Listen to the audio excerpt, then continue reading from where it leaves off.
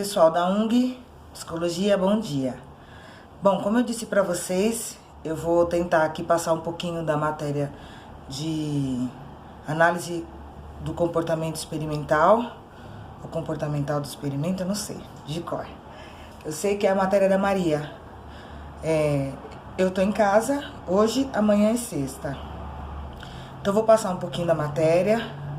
Quem tiver dificuldade para estudar, me chama que a gente pode marcar alguma coisa, porque eu estou meio livre nesses dias, tenho meus estudos, minhas coisas, mas consegui encaixar, tá bom?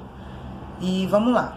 Então, vamos começar, porque eu vi que teve gente que falou comigo que não estava desde o começo, né? Não tinha pegado ainda o começo da matéria, as diferenças dos behaviorismos. Então vamos lá. A professora tem passado nós estudamos 3 behaviorismos. Minha unha tá horrível, mas paciência. Eu ia tirar e esqueci. Então vamos lá. Behaviorismo metodológico, que tem como figura principal John Watson, lá em 1913. Behaviorismo mediacional, que tem 2 figuras, Tolman e Hull. E o behaviorismo radical, que é sobre Skinner. Qual é a nossa linha de estudo, gente? A nossa linha de estudo é essa aqui, o behaviorismo radical, tá bom? O que a professora tem trabalhado com a gente é essa linha aqui. Mas nós precisamos compreender que existe, como ela disse, uma linha cronológica, um espaço, uma linha do tempo para chegar nisso aqui. E disso aqui ainda tem mais que a gente já sabe também, certo? Deixar aqui bem perto para vocês poderem até usar depois como estudo, se quiser, pode colocar aí. Bom, behaviorismo metodológico, que é o de Watson, o primeiro, lá em 1913, esse aqui, ó, de Watson. O que ele diz? Ele tem 4, né? Na verdade, são uma experiência. 3 pontos chaves aí que nós vimos e que nós precisamos não esquecer. O Watson fala do comportamento reflexo, do condicionamento reflexo. Ele traz a experiência do cão, da salivação, do sino e da carne, né? E ele fala sobre um estímulo condicionante. Então, nós precisamos lembrar que o Watson fala do comportamento reflexo e condicionamento reflexo. Não podemos esquecer isso, porque depois, lá na frente, isso que vai fazer a diferença, tá bom? Essas coisas que vão fazer a diferença aí do que a gente conseguir compreender do futuro da matéria. Então, o que o Watson diz sobre essas coisas? Comportamento reflexo. Pensamentos e emoções não deveriam ser estudados pela psicologia. São fenômenos não observados. Então, o Watson, ele não acreditava que eu tinha condições de ter um pensamento sobre o meu comportamento. O que ele defendia era que eu só consigo dizer o que é o comportamento, o que aquele organismo está, né, manifestando, mediante aquilo que eu consigo observar. Pensamentos e emoções eu não consigo observar. Ele vai falar sobre o condicionamento reflexo.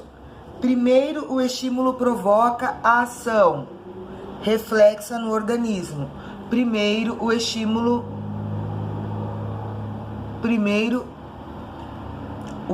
provoca ação.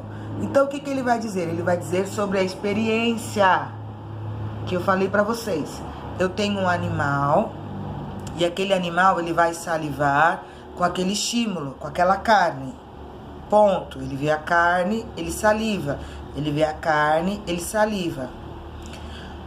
Eu posso colocar ali um estímulo que nesse primeiro momento vai ser o estímulo neutro, que ele não faz parte do processo de salivação do animal, mas eu quero transformá-lo para que seja. Então eu vou oferecer para o animal, para ele salivar, o estímulo natural, que é a carne, e mais o estímulo neutro. E vou fazendo isso até que o animal associe a sua salivação ao estímulo neutro e não mais ao estímulo natural, que seria a carne. Então, o animal, ele vai salivar pelo sino, que é o que a gente conhece que foi a experiência feita, e não mais pela carne. Quando o animal começa a salivar pelo sino, ele passa a ser um estímulo condicionado. O que é o estímulo condicionado?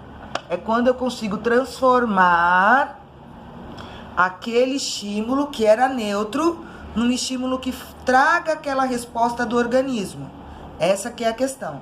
Eu vou trazer a resposta do organismo por aquele estímulo e não mais pelo estímulo natural, certo? Então, o Watson, ele diz sobre o quê? Vamos relembrar para não esquecer. Ele fala do comportamento reflexo. O que é o comportamento reflexo? O piscar, o bocejar, o espirrar, tossir.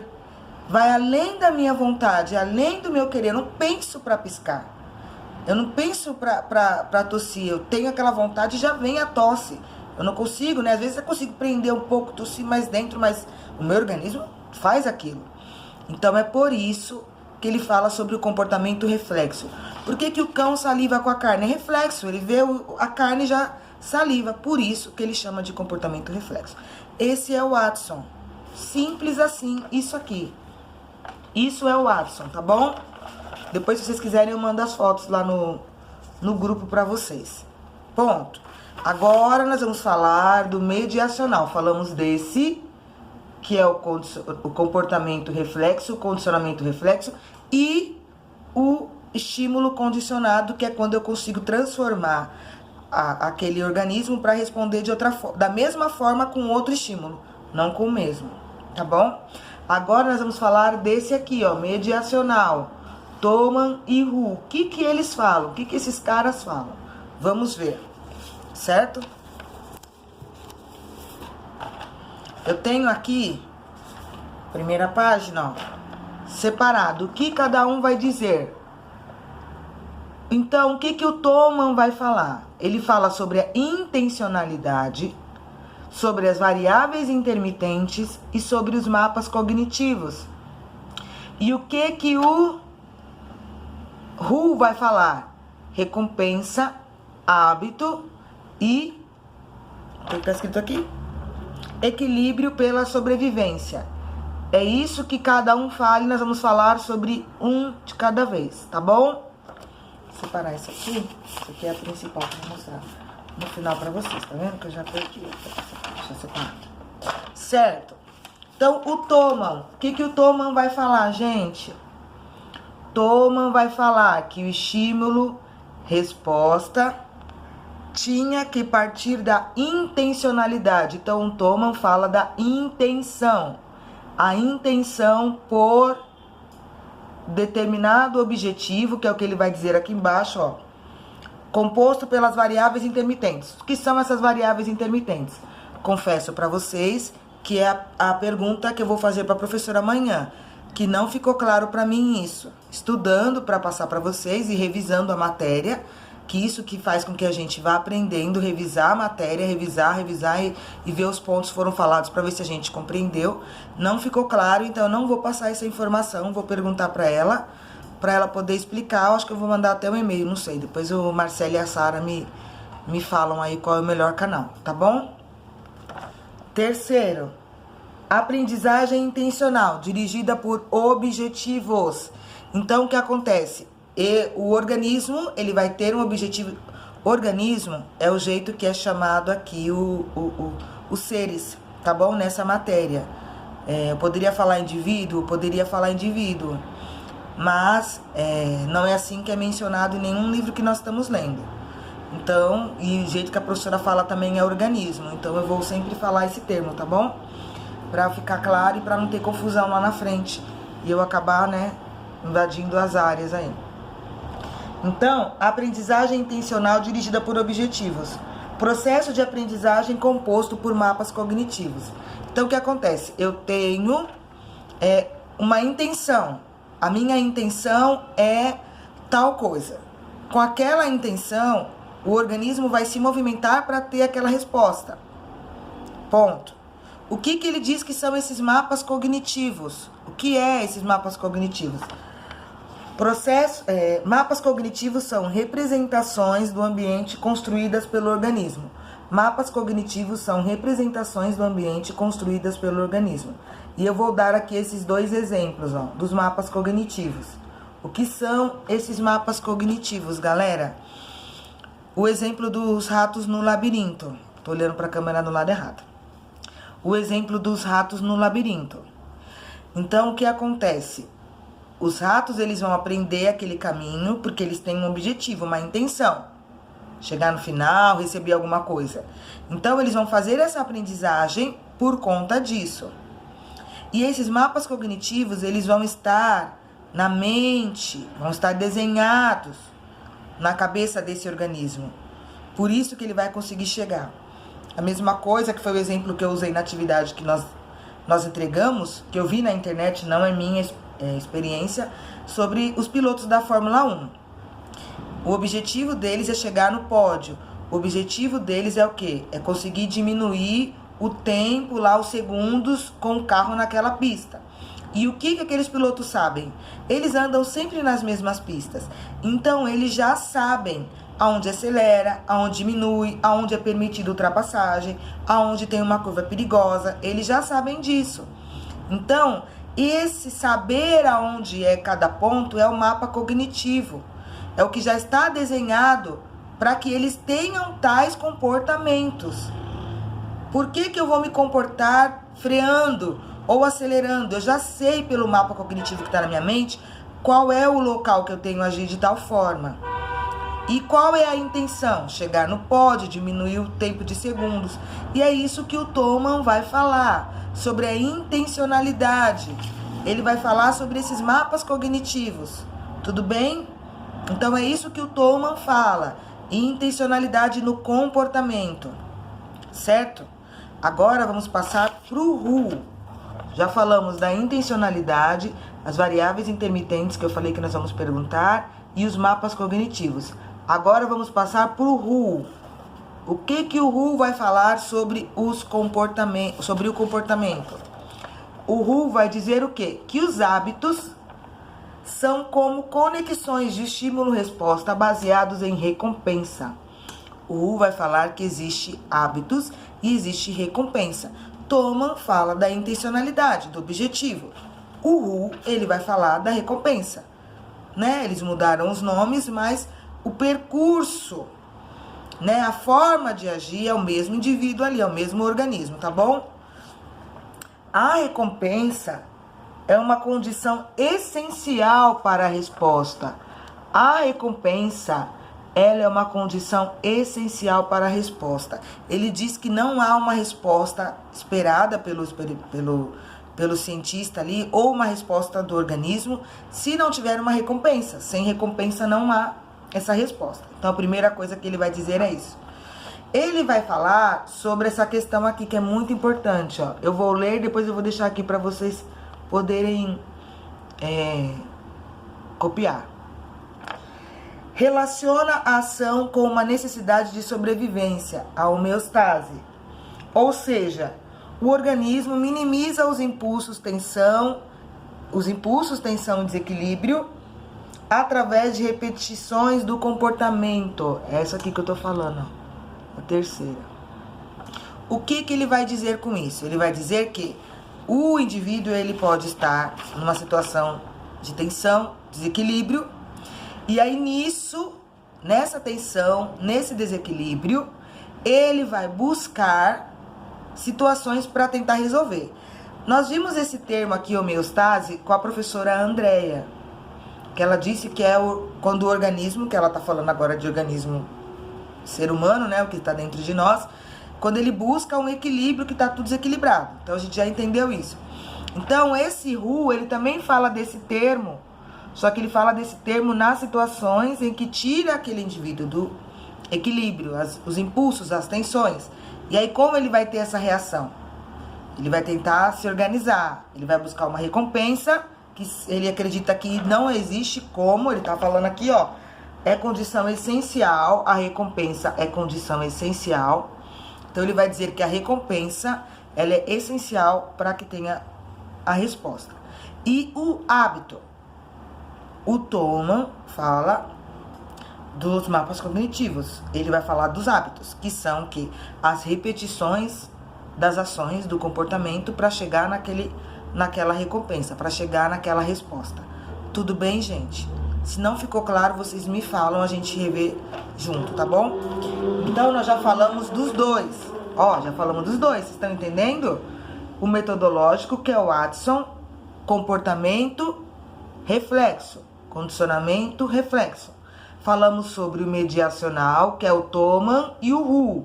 O Thoman fala da intencionalidade, o Hu fala dos hábitos. O Thoman fala dos mapas cognitivos, o Hu fala o quê? Fala da recompensa, certo? Agora nós vamos falar sobre esse aqui, ó, Skinner. Como eu disse no começo, essa é a nossa linha de estudo, é esse aqui que nós estamos estudando, esse quadradinho aqui, ó, que é a nossa linha de pensamento e que nós estamos aí, certo? O que o Skinner vai falar? Eu vou falar do Skinner, só o que a professora explicou até agora. Tem muito mais coisa sobre, mas eu vou esperar ela passar e aí a gente revisa a matéria, se vocês acharem por bem. Assim que voltar para a faculdade, a gente marca de sábado, de quarta-feira, como a gente tinha começado a combinar. Mas eu acredito que dessa forma a gente consiga caminhar. E eu descobri, parece, que dá pra gente abrir uma sala também, viu? Depois alguém mexe lá. Porque talvez, vamos supor que a gente pode marcar de uma sala, como a gente teve aula ontem, que depois que fez aquela bagunça toda, todo mundo se organizou pra estudar, tá bom? Que a gente vai precisar que se juntar para estudar bastante, gente, porque é muita coisa, viu? Pelo amor de Deus. Então eu vou falar do behaviorismo radical, do Skinner, só o que a professora passou.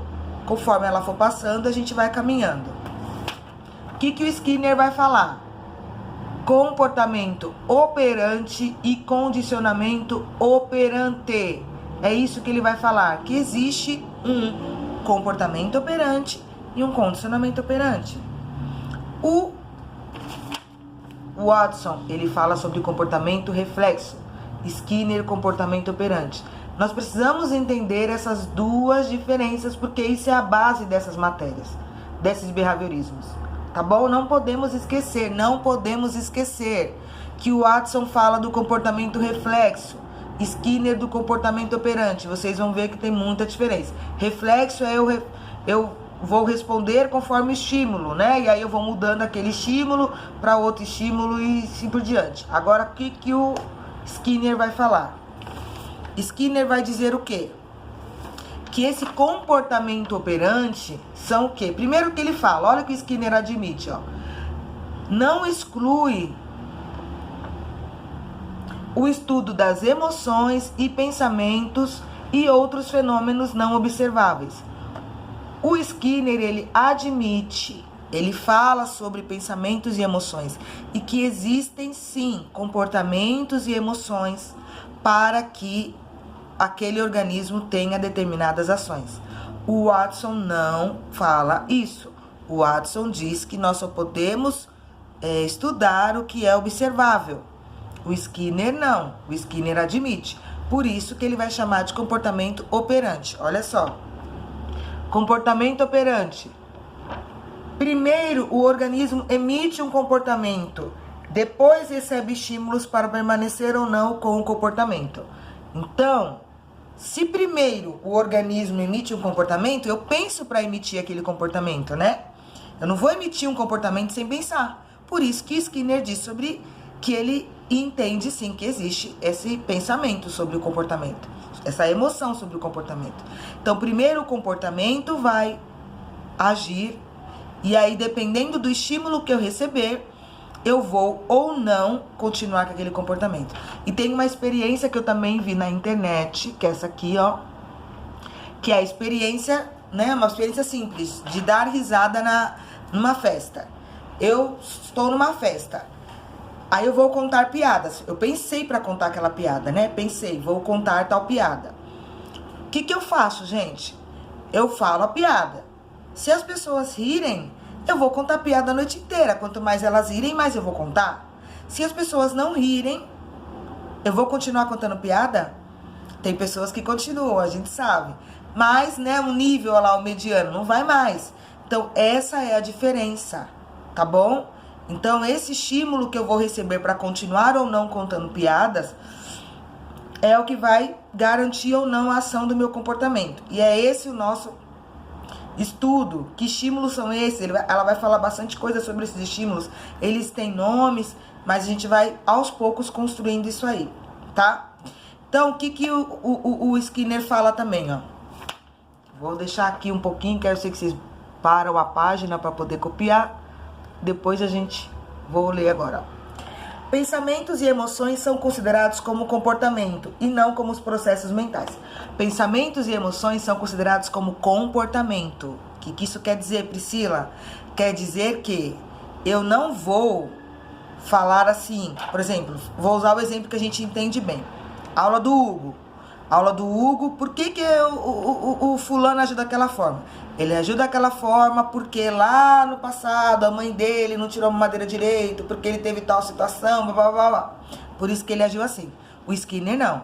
O Skinner vai dizer, ele agiu assim porque teve tal estímulo, ele respondeu desse jeito e assim, assim, assim. É isso que o Skinner vai falar. A ação é aqui agora.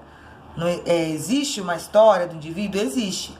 Mas o que importa mais é isso. O Skinner não vai falar de inconsciente, não vai falar de subconsciente, não vai falar de recalque, não vai falar nada disso. Skinner vai dizer sobre comportamento operante. E comportamento operante, ele é resultado do estímulo que eu recebo, e o estímulo que eu recebo muda o meu resultado, e o ambiente muda, enfim. É isso que ele vai dizer. Pensamentos e emoções precisam ser explicados, e não usados como explicação. Pensamentos e emoções são explicados e não usados como explicação. De novo, paralelo com a aula do Hugo. Então, eu não vou explicar aquele comportamento com o passado. Eu vou usar aquele comportamento para ver as formas de modificação para o momento atual, aquilo ali. Tá bom? Então, essa é a diferença. Ele fala que existem emoções e pensamentos, sim, existem. Só que essas emoções e pensamentos, elas também são responsáveis pelo comportamento, e o comportamento é responsável por elas. Não existe um porquê lá atrás, no inconsciente, no recalque, lá não sei. Não existe isso, tá bom? É isso que o Skinner vai dizer. O que muitos explicam em termos mentais, Skinner explica em termos comportamentais. Então, de novo, reforçando o que eu venho falando. Ele vai falar sobre o comportamento operante, sobre o agora, sobre como o indivíduo, o organismo vai agir naquele comportamento, naquele ambiente. E aquele ambiente vai agir ou não naquele comportamento, tá bom? Em suas bibliografias, apresenta formulações sobre o conceito de operante, que descreve um tipo de comportamento que altera o ambiente e é alterado pelos efeitos dessa ação. Então, ele fala desse conceito de operante. E aí, nisso que eu estava pensando, inclusive hoje de manhã, que eu acho que cabe também a gente refletir, que tem tudo a ver com essa matéria. Nós estamos nesse momento de recessão. Tá todo mundo dentro de casa. As lojas, as coisas estão fechando para as pessoas ficarem em casa? Tá. Mas o quanto esse movimento do ambiente está alterando o meu comportamento? Ou será que o meu comportamento está alterando o ambiente? Será que eu ficar em casa fecha as lojas? Ou tudo para que eu fique em casa? Qual é a relação? Acho que cabe até a gente conversar com a Pro, porque é um pensamento dessa disciplina. O ambiente, ele modifica o meu comportamento, ou o meu comportamento modifica o ambiente? O que vocês acham que é? Bom, eu espero que eu tenha podido ajudar vocês com relação a essa matéria. E nós vamos ver mais. Espero que eu tenha ajudado. Se eu não ajudei, vocês me falam. Ficou cumprido 25 minutos, eu não queria. Mas eu acho que é importante a gente estimular, e eu vou tentar diminuir mais ainda, tá bom? Então, vocês entenderam, gente? Me dá um feedback, por favor. E outra coisa, todos nós temos condições de explicar e de trazer coisas que nós aprendemos. Eu estou tomando essa iniciativa porque a gente está em casa, porque eu estou vendo todo mundo preocupado. E eu sei o quanto é difícil quando a gente não entende a matéria, todo mundo sabe. Então, nós vamos precisar nos ajudar para nos formarmos lá na frente. Se você tem facilidade numa matéria, monta uma aulinha aí. Não precisa ser como eu, que não tenho lousa, acabei escrevendo, mas é a minha forma. Mas passa o conteúdo, ou então passa umas dicas pra gente, porque é fundamental para que a gente possa prosseguir, tá bom? Tamo juntos, gente, sempre juntos, tá bom? Então, ó, vou deixar aqui, espero que vocês tenham entendido os 3. Qual é a nossa linha de estudo? Skinner, é esse aqui, ó. Esses 2 nós já falamos, e esse aqui diferente desse, que são os principais. Esse aqui eu também não conhecia, eu fui conhecer com a professora. Tá bom? Beijo, gente, fica com Deus, não vai ficar comprido aqui. Até a noite.